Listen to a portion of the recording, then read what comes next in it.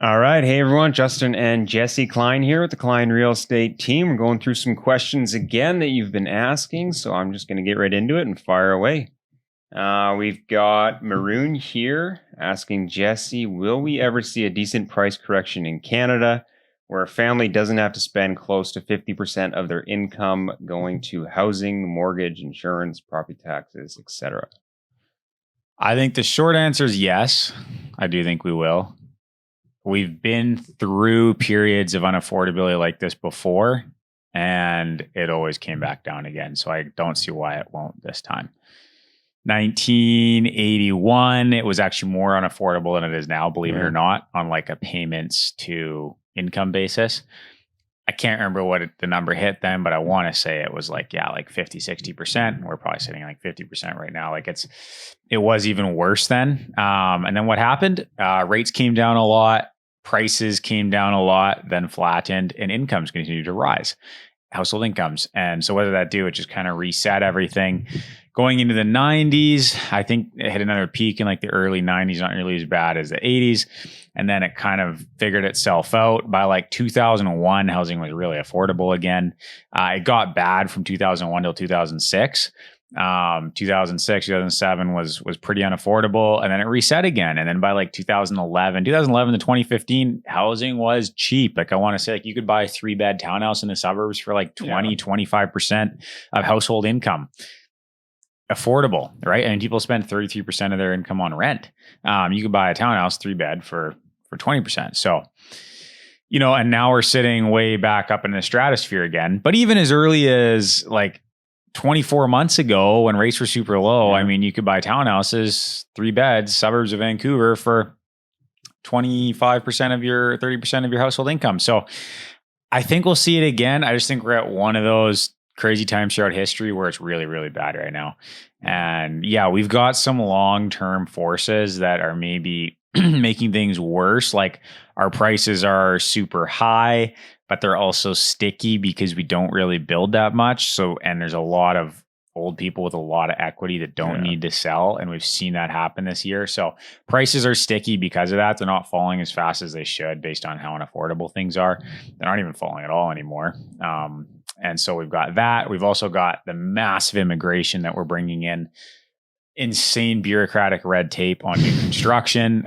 So we're about 25% short of the homes we need new construction homes we need each year. And so we've got some of these tailwinds that are, pointing towards an unaffordable future. I do think we're going to figure it out at some point. We're either going to figure out how to crank through a crazy amount of homes. Interest rates are going to get super low again, or incomes are just going to rise over the next 5 or 10 years to the point where it's affordable again, or we'll cut immigration. Any one of these things will kind of, and probably multiple of them will work together to make things affordable again. But it doesn't happen quick. Like the cycles I just mentioned, they usually last 7 to 15 years. So it might be 2032 before we start to see housing be affordable again. It's not something that you just sign a lease for 12 months, check back in again, and hope that the house costs half your income to buy. It just doesn't work like that. It takes years and years and years and years. So our generation kind of got sewered because, if you're in your late 20s now, like I am, and you want to maybe get out and start your family, buy your home. And it's extremely expensive to do so. And there doesn't really seem to be much relief coming in the near future for that. And there probably won't be. You might be in your mid 30s by the time housing becomes more affordable. It's just the way it works, unfortunately. Yep, we're in that boat. All right, so another one here from our buyer on Twitter. What is your prediction for sales this spring Canada-wide? If you asked me 2 months ago, I would have said it's going to be 40% below the long-term average. It's going to be terrible, and prices are going to be declining or holding. Now it looks like the sales have bumped quite a bit above the seasonality. So they're probably about 20% below the seasonal average right now. So they're still below average. Sales are not back to quite where they are normally. However, they are above where they were in the fall, even after adjusting for seasonality.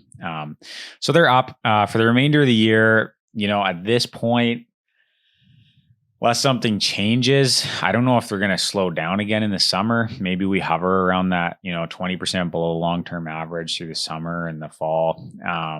So I wouldn't be surprised to see that. I think that, sales are going to remain probably slower until rates come down. It doesn't seem like they're going to be sitting around that 40% mark anymore, like minus 40%. But the bigger question is what's new listings going to do? And that is really what is going to drive our market. So far, new listings are about half of what they normally are this time of year, which is just crazy low. So that's what's killing the market in the sense of like it's really hurting affordability for buyers. They just can't find anything to buy. Now sellers, they're loving it. We sold one a couple weeks ago at 16 offers on the property, went way above the price it would have gotten in the fall, and sellers thrilled, of course. So it depends which side you're on. We're on both sides. We represent buyers and sellers, but it's going to be probably tough on the new listing side as far as we can see. We're in the middle of spring here and we're not getting many new listings. So sellers are still holding off. They're deciding, hey, I'll wait till the prices are up again. If we start to move into the second half of this year and people are having to complete on pre-sales and they can't get their mortgages for those properties, which is a genuine concern. I do think we're going to see a bit of that. Maybe we start to see some more inventory in the condo sector. But for single family and townhouse, it appears to be severely constrained, and there's really not going to be much pre-sale distress in those sectors. So at this point, I don't see much happening on the new listing side. No. Yeah. Tough, interesting market. All right. Last question we got here from Pierre.